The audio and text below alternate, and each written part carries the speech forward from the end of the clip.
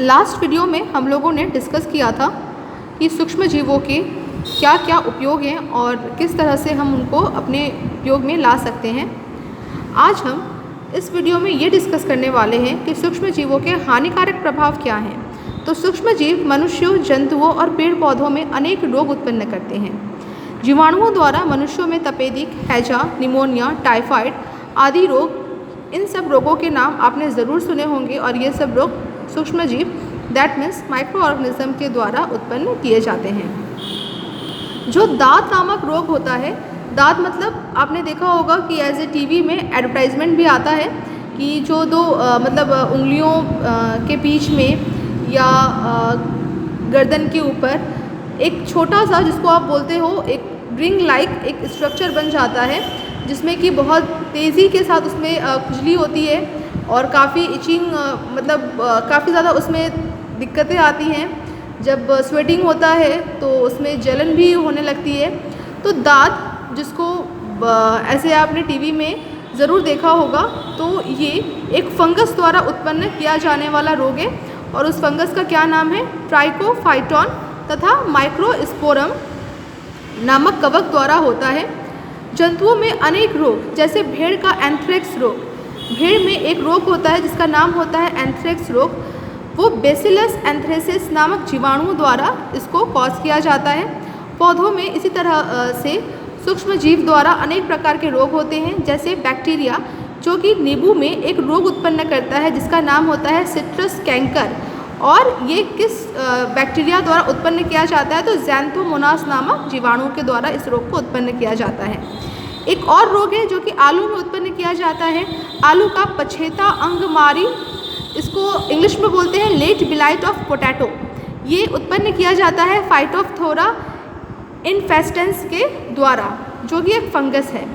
इसी तरह से गेहूं का काला किट, ये एक तरह से रस्ट डिजीज़ होता है जो कि गेहूं में उत्पन्न किया जाता है, जो कि पिक्सिनिया के पिक्सिनिया नामक कवक के द्वारा।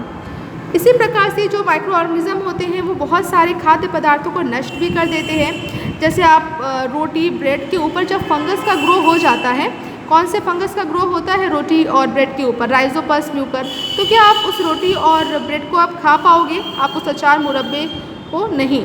तो ये क्या करते हैं? जो माइक्रो ऑर्गेनिज्म होते हैं वो खाद्य पदार्थों को नष्ट कर देते हैं, वो खाद्य पदार्थों को विषाक्त बना देते हैं। जैसे यहाँ पे एक जीवाणु का नाम लिखा हुआ है क्लोस्ट्रीडियम बोटुलिनम, ये एक तरह से फूड पॉइजनिंग का काम करता है।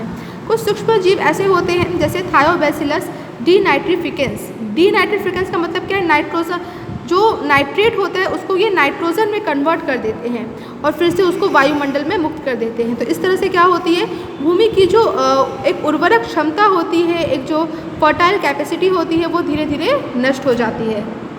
इसी प्रकार से कुछ सूक्ष्म जीव इमारती लकड़ी पर उग जाते हैं और उन्हें नष्ट कर देते हैं। जैसे पॉलीपोरस नामक एक कवक है जो लकड़ी के कटे हुए भाग पर उगकर उसे सड़ा देता है।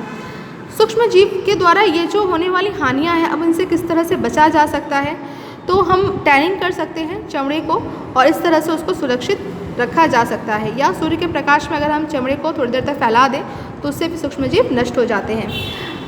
टिम्बर जो इमारती लकड़ियाँ होती हैं उनको पेंट करके भी सूक्ष्म जीवों से बचाया जा सकता है। भोजन को अगर हम रेफ्रिजरेट कर दें और स्टेरिलाइजेशन की प्रक्रिया के द्वारा भी सूक्ष्म जीवों से बचाया जा सकता है। अब एक है कि पौष्टिरीकरण विधि। ये विधि बहुत ज़्यादा इम्पॉर्टेंट है, इसलिए मैंने यहाँ पे स्टार मार्क किया हुआ है। इस विधि में होता क्या है?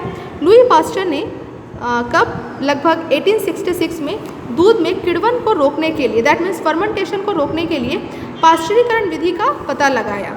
इस विधि में दूध को विसंक्रमण स्टेरिलाइजेशन किया जाता है।